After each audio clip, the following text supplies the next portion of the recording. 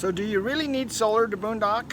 Well, we're going to talk about that, and we're going to show you what our setup is in this video and how we've been using this for the last 4 years and how nice it is.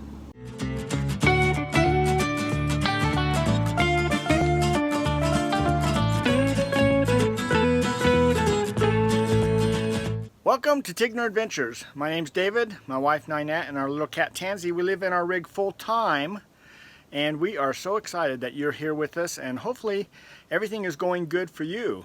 And if you are in a situation where you're thinking about solar, that's what we're talking about today. All right, when we're boondocking, remember in my last video I was mentioning, we're not roughing it, okay? This is our home. We live in this full time. We don't have a sticks and bricks. We are not part-timers. We are full-timers. This is all we have. Everything we own is in this rig, all right? And so we want those comforts of home just like anybody else.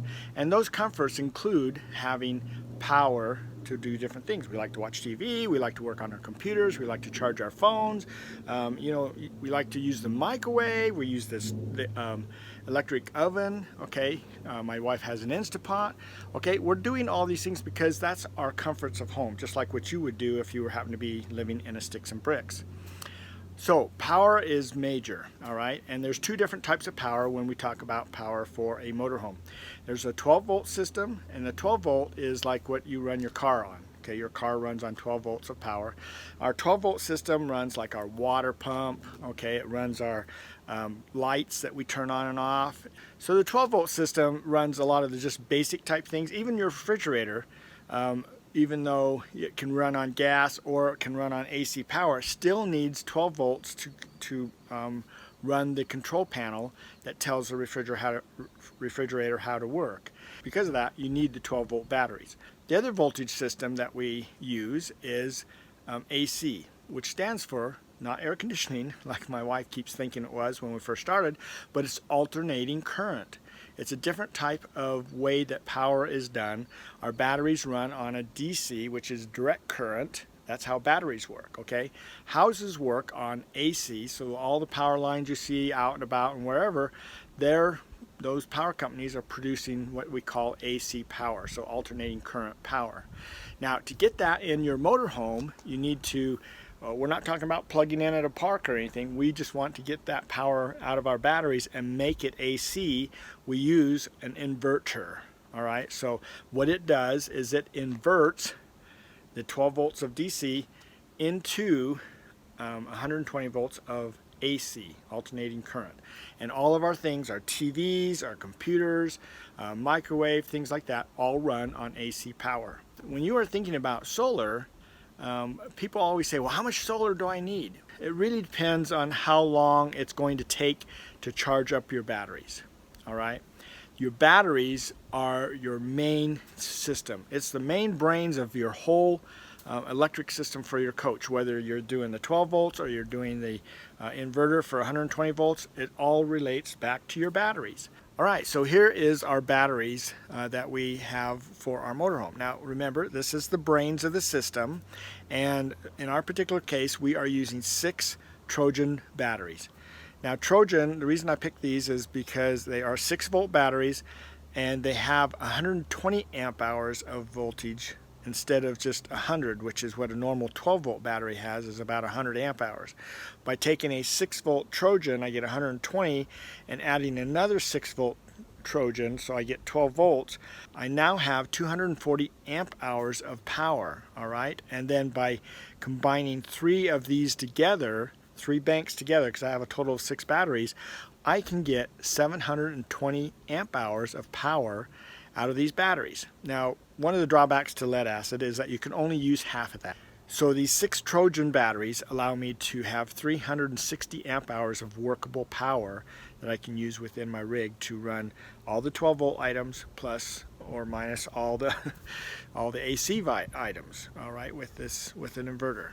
So with that in mind, then it's important that we realize again, right, that the batteries are the brains of the whole system. And if you look over here to the right side of my compartment here, you'll see that I have a shunt here. And this shunt is by Victron in this particular case.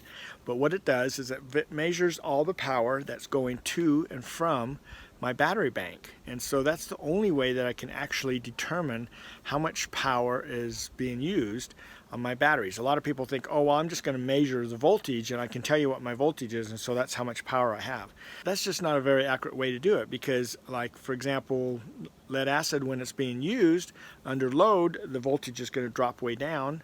And if it's lithium, it's going to stay at a certain voltage until it's dead. So you just don't know where that halfway point is and things like that. So, but by using this little shunt and allowing it to measure my power usage, then I can see exactly how much power I'm using and be able to put that much power back into the batteries when I need to charge them. Now, if I move over to the left here into this other compartment, the first thing I have here on my right is my battery charger. Okay, so it's called a converter. So it converts AC power to DC, and that's what charges the batteries. So I'm calling it a battery charger, but you'll also have them see them referenced as converters. So it converts the AC to DC, charges up the batteries, and the one that comes with your rig to start off with, when you buy a brand new rig, don't matter, the manufacturer typically puts the crappiest converter in that they can put in, the cheapest.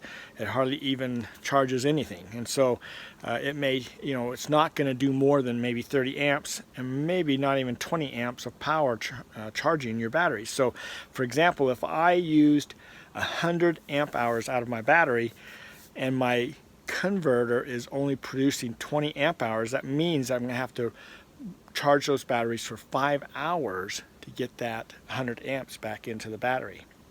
So that's the biggest problem with converters. And so usually the first thing I tell people is, the first thing you need to do is to throw out that one from the factory and buy yourself a better battery charger. And so on the right here, I've got this one from IntelliPower, and this one puts out 80 amps of power compared to my old one that only put out 30 amps per hour.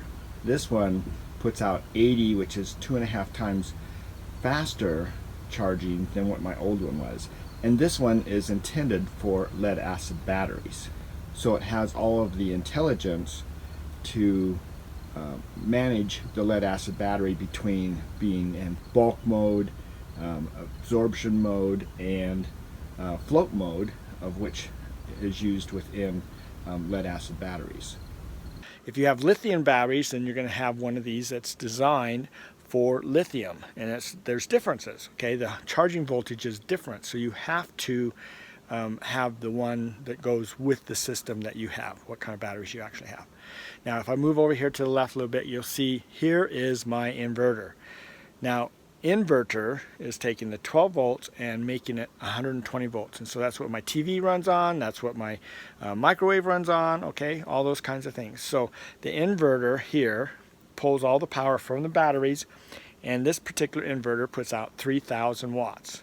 So by having a 3,000 watt inverter, it allows us to run our microwave, we can run our fireplace. Now, we're not running all these things at the same time. My rig is rated as a 30 amp rig, and so I have this wired directly into my rig through an automatic transfer box. This is where my sewer, plumbing is, my water, all that's in here. And you'll notice that here is my power plug that's going out to the pedestal, okay? And that plug comes in and goes to that black box there on the bottom left, and that is an automatic transfer switch. If it sees power coming through that cord, the black cord there on the bottom, then it transfers the connection for the rig over to that power. And so I run off the pedestal, or I can take that, instead of plugging it into a pedestal, I can plug it into this switch in the back, this plug in the back, which is my generator, and then I will be running off my generator. So the automatic transfer switch is determining if it sees power on that black cord at all, then that's its primary source. It just switches there automatically. But if it doesn't see power there, then it switches itself over to the inverter. And then the rig doesn't know any difference. It doesn't know whether it's running on the inverter or if it's running off of a pole. Okay, it's all taken care of by that automatic transfer switch. And up here on the top is a circuit box I've installed, And this particular circuit box is the plug that goes to the battery charger. And I isolated that because I didn't want my inverter kicking in and then trying to charge my batteries at the same time that I was trying to use the battery power. So this changes it so that the only time that the charger is being used is if it's actually plugged into a pedestal or plugged into my generator. So my rig doesn't know whether it's plugged into a power pole or it's plugged into my inverter. It looks the same. The power pole can give me more amperage than what the inverter can give me, but other than that, the rig doesn't know any different. All right, and if I go over here to the left a little bit more, right between this orange box, which is my inverter, to the blue one, which is my solar controller charger, then there's a fuse back in here that is controlling everything. Everything in my system has got fuses on it because it's very important to make sure it's all fused and you have the right gauge of wire so that it doesn't overheat any of your wire.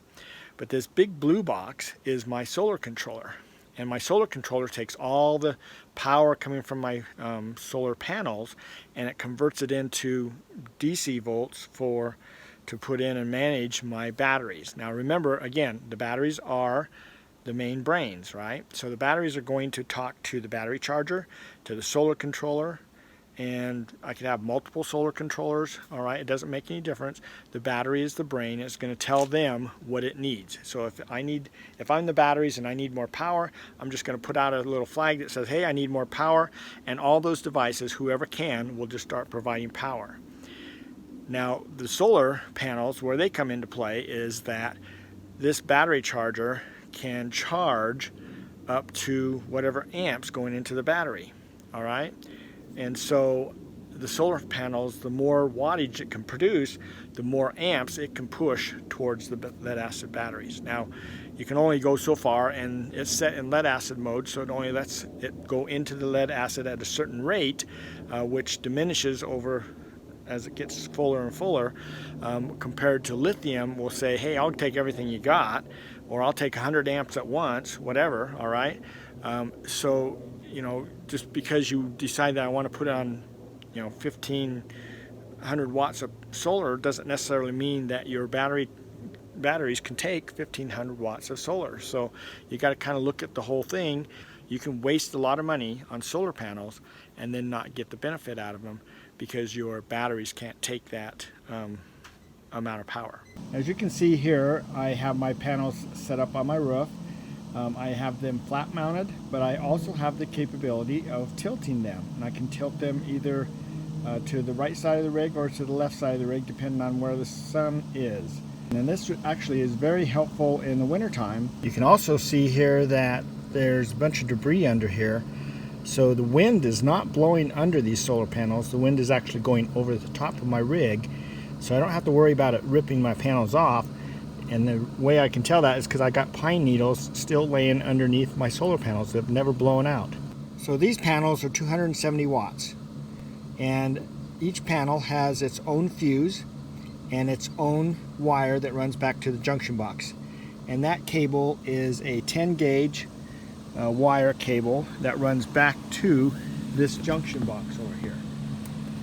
And from this junction box I have a cable that runs from the junction box itself down to the batteries. So it's going through my refrigerator vent here down to my battery compartment. Well, boy, I tell you, things get a little complicated when you try to break that all out, and I'm sure I probably generated more questions than answers here, but that's kind of just a layout of what we have. When you're sizing your solar panels, a lot of times what people will do is, if you look here and then in the intro, I have the ability to raise my panels or just leave them flat. In the summertime, the sun is directly overhead, so you don't have to worry about changing the orientation of the panels because the sun's always hitting them, and you get your most production in the summer. So you typically have to engineer your solar panels for winter use. And if you don't want to be raising those up because the sun's in the southern sky a lot lower, you have to tip your panels up to really take advantage of that. If you don't want to be getting up on your roof and, you know, changing that around and things like that, then, you know, you're still going to get production, but you're just not going to get as much. And so in that particular case, you may want to add more panels, right? so that you don't have to orient them on a slant or anything like that. They'll eventually, you know, if I add enough panels, I'll get enough production during the winter. In the summer, I'll get way overproduction, and so, you know, you have to just kind of go back and forth depending on which way you want to go. Anyway, a lot to it, and you know, I don't mean to try to make this I mean, I'm probably making it sound more complicated than it is, because I put it together, all right, and all I did is just watch a bunch of different YouTubes, and you know, 4 years ago it was pretty limited on what you could really find out, and so I've gone through a lot of things. And would I do it the same way now that I did then? I do a few different things. You know, I think Victron has a very nice overall system, although it's very expensive, where you get your charger, your inverter, and all your controls and things all built in. And so that's kind of nice, but a little bit pricey. So I'm not sure if I'd go that route or not. I'd still have to look into it. But I have to tell you that I am really happy with my inverter. It's been a really good inverter. And like I said in my last video, I had some problems with other ones, so I didn't really... I liked what I got now, and it works. So I don't know what I'd do. Okay, so anyway, I'm hoping that this will help you, and if you don't, you know, put some questions in the comments down below, then maybe people aren't watching my videos. I don't know, but I'm just not getting a lot of questions about things that I do. So I mean, I am not perfect at this stuff, and so I'm sure there's going to be someone out there in our community that's saying, man, you guys are so overboard. I don't know if that's the case or not, but you know, I'd love to hear your comments, and you know, just kind of see what you have to say. I mean, this is for you. I mean, I already have it, so I already know my stuff. I'm trying to help you out, so you know, so feel free, ask questions, because we can help each other out, because hey, I'm always learning too. So with that said, I'm just going to end this video, and we'll just say that we'll see you down the road, and you know, hopefully that'll be on our next video.